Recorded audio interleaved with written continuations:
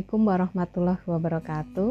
Halo semuanya, tahukah kalian tentang Sustainable Development Goals atau SDGs? Kita bisa artikan sebagai tujuan pembangunan berkelanjutan. SDGs ini dicanangkan oleh Perserikatan Bangsa-Bangsa atau PBB pada tanggal 25 September tahun 2015 sebagai bagian dari Agenda 2030 untuk pembangunan berkelanjutan. SDGs ini menggantikan Millennium Development Goals atau MDGs yang berakhir pada tahun 2015. SDGs terdiri dari 17 tujuan dan 169 target yang mencakup berbagai aspek kehidupan seperti kemiskinan, pendidikan, kesehatan, lingkungan, dan kesetaraan sosial yang bertujuan untuk menciptakan dunia yang lebih adil dan berkelanjutan pada tahun 2030. Apa pentingnya SDGs diterapkan dalam dunia pendidikan? Di antaranya adalah SDGs menempatkan pendidikan berkualitas sebagai SDG yang keempat, sebagai salah satu tujuan utama karena pendidikan adalah kunci untuk mencapai tujuan pembangunan berkelanjutan. Pendidikan membentuk pengetahuan, keterampilan, dan nilai-nilai yang diperlukan untuk menghadapi tantangan global seperti kemiskinan, ketidaksetaraan, dan perubahan iklim.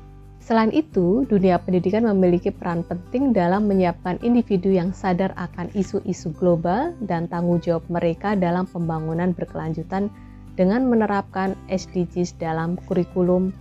Sekolah dan universitas dapat membentuk generasi yang peduli lingkungan, inklusif, dan bertanggung jawab secara sosial.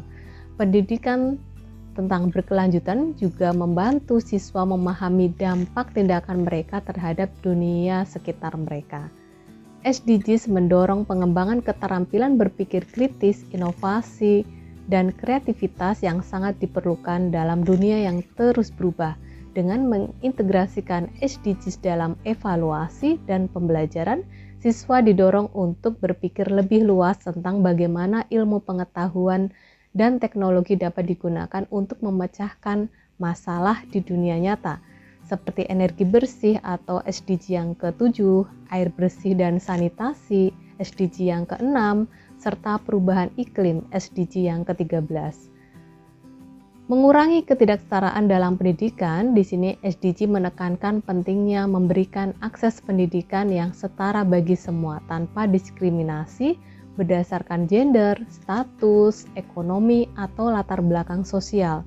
Dunia pendidikan menjadi sarana untuk mengurangi ketimpangan, sebagaimana SDG yang ke-10, dan memastikan bahwa setiap individu memiliki kesempatan yang sama untuk berkembang melalui pendidikan yang berkualitas. Penerapan SDGs dalam pendidikan ini adalah sangat penting, karena pendidikan itu sendiri berperan sebagai agen perubahan dalam membangun dunia yang lebih baik, berkelanjutan, dan inklusif bagi semua orang di masa yang akan datang. Adapun 17 tujuan SDGs yang dirancang diantaranya adalah yang pertama, tanpa kemiskinan, yaitu mengakhiri segala bentuk kemiskinan dimanapun. Kemudian yang kedua, tanpa kelaparan, mengakhiri kelaparan, mencapai ketahanan pangan, dan memperbaiki nutrisi. 3. Kesehatan yang baik, menjamin kehidupan yang sehat dan mendukung kesejahteraan bagi semua usia. Kemudian keempat, pendidikan berkualitas, menjamin kualitas pendidikan yang inklusif dan adil bagi semua masyarakat. Kemudian kesetaraan gender, mencapai kesetaraan gender dan memberdayakan perempuan. Air bersih dan sanitasi yang layak, di sini menjamin akses air yang bersih dan sanitasi. Ketujuh, energi bersih dan terjangkau, memastikan akses energi yang terjangkau, andal, dan berkelanjutan bagi masyarakat secara luas. Kedelapan, pekerjaan layak dan pertumbuhan ekonomi, meningkatkan pertumbuhan ekonomi yang inklusif dan berkelanjutan. Kesembilan, inovasi industri dan infrastruktur, yaitu membangun infrastruktur yang tangguh. Kesepuluh, mengurangi ketimpangan di dalam negeri maupun antar negara. Kesebelas, kota dan komunitas berkelanjutan, yaitu menjadikan kota dan pemukiman inklusif, aman, dan berkelanjutan. Ke-12, konsumsi dan produksi berkelanjutan, yaitu memastikan pola konsumsi dan produksi yang berkelanjutan. Ke-13, aksi iklim, mengambil tindakan segera untuk memerangi adanya perubahan iklim. Ke-14, kehidupan bawah air, melindungi ekosistem laut dan pesisir. Ke-15, kehidupan di darat, yaitu melindungi, memulihkan ekosistem yang ada di darat. Ke-16, perdamaian, keadilan, dan kelembagaan yang kuat, yaitu mendukung masyarakat yang damai dan inklusif bagi semuanya. Ke-17, kemitraan untuk mencapai tujuan yang memperkuat cara implementasi dan revitalisasi kemitraan secara global. Itu adalah 17 dari SDGs. Apa hubungan matematika dengan SDGs? Yang pertama, peran matematika dalam mengatasi tantangan global yang berkaitan dengan SDGs, yaitu SDG yang ke-1, tanpa kemiskinan. Kita bisa membuat permodelan data ekonomi untuk mengentaskan kemiskinan. Kemudian SDG yang ketiga, kita juga bisa menggunakan statistika dalam riset terkait dengan kesehatan. SDG yang ke-7 misalkan energi bersih, perhitungan energi terbarukan kita bisa menggunakan kalkulus. Kemudian SDG yang ke-12 konsumsi dan produksi berkelanjutan, kita bisa menggunakan analisis data lingkungan dan jejak karbon yang ada di sekitar kita. Berikutnya, bagaimana kemudian evaluasi pembelajaran matematika berbasis SDGs? Kita bisa melakukan evaluasi berbasis SDGs, yaitu dengan mengukur kemampuan siswa dalam memecahkan masalah nyata yang terkait dengan SDGs. Kemudian fokus pada keterampilan berpikir kritis, analisis data, dan pemecahan masalah secara global. Tujuan evaluasi ini adalah untuk memastikan bahwa siswa memahami keterkaitan antara konsep matematika dengan tantangan dunia nyata. Berikutnya, apa saja prinsip evaluasi dalam pembelajaran matematika berbasis SDGs? Yang pertama adalah relevansi kontekstual, mengaitkan soal dengan tantangan global seperti perubahan iklim, ketidaksetaraan, dan konsumsi berkelanjutan. Kemudian, pengembangan berpikir kritis. Kita dapat mendorong siswa untuk menemukan solusi matematis yang relevan dengan masalah global. Kemudian, keterkaitan interdisipliner. Kita bisa menggabungkan matematika dengan ilmu sosial, sains, dan ekonomi. Berikut ini adalah contoh matematika berbasis SDGs. Contoh yang pertama, kita bisa mengaitkan dengan SDG yang ke-12, yaitu konsumsi dan produksi berkelanjutan. Jadi kita bisa menyajikan masalah nyata di sini.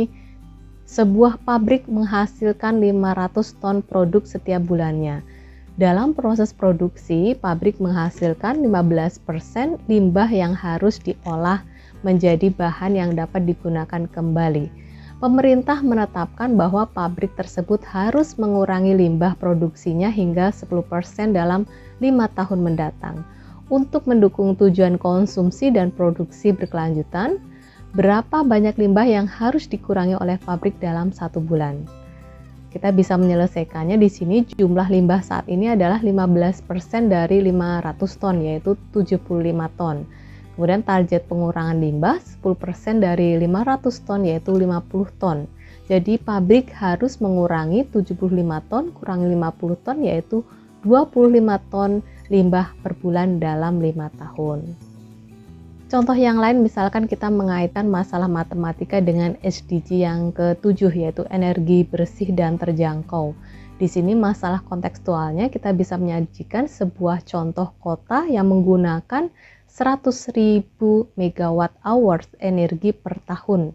Untuk mendukung SDG yang ke-7, kota tersebut berencana mengonversi 40% dari konsumsi energinya menjadi energi terbarukan dalam 10 tahun. Jika saat ini kota tersebut hanya menggunakan 5% energi terbarukan, berapa tambahan energi terbarukan yang harus dihasilkan kota tersebut setiap tahun untuk mencapai targetnya? Di sini kita bisa menghitung energi terbarukan saat ini adalah 5% dari 100.000 megawatt hours, yaitu 5.000 megawatt hours. Target energi terbarukan adalah 40% dari 100.000 megawatt hours, yaitu 40.000 megawatt hours. Sehingga tambahan energi terbarukan yang dibutuhkan adalah 40.000 megawatt hour kurang 5.000 megawatt hour, yaitu 35.000 megawatt hour. Sehingga dalam 10 tahun kota harus meningkatkan energi terbarukan sebesar 35.000 megawatt hour per 10, yaitu 3.500 megawatt hour per tahun. Baik, berikut ini langkah-langkah integrasi SDGs dalam evaluasi matematika. Yang pertama, kita perlu mengidentifikasi konsep matematika yang relevan. Kita bisa mengkaitkan topik seperti aljabar, statistika, atau kalkulus dengan masalah global SDGs. Kemudian yang kedua, kita mengembangkan instrumen evaluasi, yaitu dengan merancang soal yang menggabungkan konsep matematika dengan data dunia nyata terkait SDGs. Kita bisa memanfaatkan data dengan menggunakan data dari lembaga global maupun data dari nasional, misalkan Badan Pusat Statistik, PBB, atau WHO untuk menyusun soal yang realistis. Keempat, refleksi dan umpan balik, yaitu mengevaluasi siswa tidak hanya dari segi kognitif saja, tetapi kita bisa melihat dari kesadaran mereka dalam menyelesaikan masalah global. Berikutnya, tantangan dan solusi dalam implementasi evaluasi berbasis SDGs. Yang pertama, tantangannya adalah kurangnya pemahaman tentang SDGs. Kemudian yang berikutnya, materi evaluasi yang lebih kompleks, terutama materi matematika. Adapun solusinya adalah yang pertama, kita bisa mengikuti pelatihan tentang integrasi SDGs dalam pembelajaran. Berikutnya, kita bisa menggunakan alat bantu teknologi untuk mengevaluasi dan menganalisis data evaluasi yang kompleks. Berikutnya adalah dampak integrasi SDGs pada evaluasi matematika. Dampak di sini, manfaatnya bagi siswa adalah siswa menjadi kritis dan peka terhadap masalah global. Siswa dapat mengaitkan pelajaran matematika dengan kehidupan nyata. Adapun manfaat untuk pendidikan diantaranya adalah pendidikan yang lebih relevan dan kontekstual dengan perkembangan dunia. Berikutnya, mempersiapkan generasi yang siap berkontribusi terhadap pembangunan berkelanjutan. Itu adalah manfaat yang bisa kita ambil dari integrasi SDGs dalam evaluasi matematika. Berikutnya adalah kesimpulannya. Integrasi SDGs dalam evaluasi matematika, kita bisa menghubungkan matematika dengan masalah nyata seperti ketimpangan, perubahan iklim, dan berkelanjutan lainnya. Dan matematika yang lebih relevan akan mendorong evaluasi yang tidak hanya mengukur kemampuan kognitif siswa saja, tetapi juga kesadaran terhadap penyelesaian masalah yang ada di sekitar siswa. Baik, materi ini akan memberikan pemahaman komprehensif tentang pentingnya integrasi SDGs dalam evaluasi pembelajaran matematika, serta contoh soal nyata yang bisa kita aplikasikan. Semoga bermanfaat. Sekian, terima kasih. Wassalamualaikum warahmatullahi wabarakatuh.